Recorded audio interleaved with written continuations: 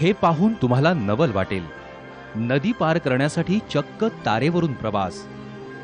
पण इथल्या ग्रामस्थांसाठी ही नित्याचीच बाब झालीये. ही गावं आहेत कर्जत खालापूर तालुक्यातील. ज्या खालापूरमधून एक्सप्रेस हायवे गेला त्याच तालुक्यातील. बाहेरून एक्सप्रेस हायवे असला, सुसाट वेगानं गाड्या जात असल्या तरी आत मात्र परिस्थिती बिकट आहे, एखाद्या दुर्गम गावासारखी. कर्जत जवळचं हे बेंडसे गाव आणि खालापूरमधलं वनवे गाव. इथले ग्रामस्थ आजही पलीकडच्या गावांमध्ये जाण्यासाठी असा जीवघेणा प्रवास करतात. कामगार, शेतकरी, विद्यार्थी सर्वांना नदीपलीकडे जाण्यासाठी अशी तारेवरची कसरत करावी लागते. ते आमची 4-5 गाव आहेत ना, हे तारावरून जातात. तरी 5-6 फवारा असे तारावरून जातात बेपूर स्टेशनला. आम्हाला या ताराचा उपयोग एवढा उपयोग आहे, या पुलापासून उपयोग नाही. 20-25 वर्ष झाली तर आम्हाला या ताराला लय फायदा आहे.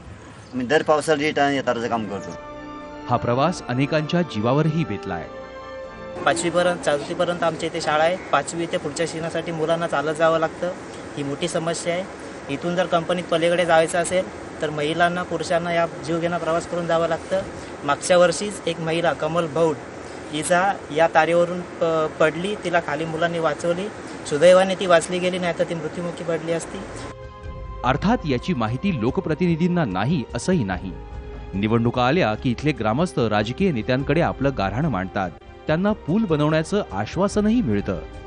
पण निवडणुका झाल्या की आश्वासनांचा पूल नदीत वाहून जातो आणि पुन्हा या ग्रामस्थांची तारेवरची कसरत सुरू होते. त्याबाबतची नाराजी लोकांच्या बोलण्यातून जाणवते. तुमचं मतदान नसल्यामुळं आम्ही का हा रोडचा 40 ना 50 मतदान असल्यामुळं आम्ही का हा रोड करू शकत नाही, असं आम्हाला ते सुरेश लाड यांनी सांगितलं. ह्या तारेपासून पश्चिमेला 200 मीटर वरती एक पूल सँक्शन झाला होता. शासनाने सँक्शन केला होता, त्याचे सर्वे झाले, बरंच काय प्रकार झाला. पण त्यानंतर तो कुठं गायब झाला का गिळला काय माहिती. आम्हा सर्वसामान्यांना ह्याची माहितीच नाही काय. 4 वर्षापूर्वीच होडी बुडून 10 महिलांचा मृत्यू झाला होता.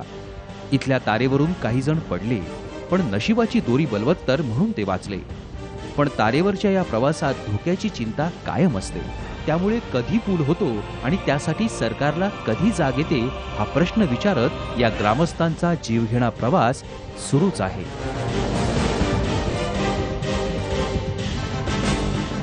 अमोल पाटील, साम मराठी, रायगड.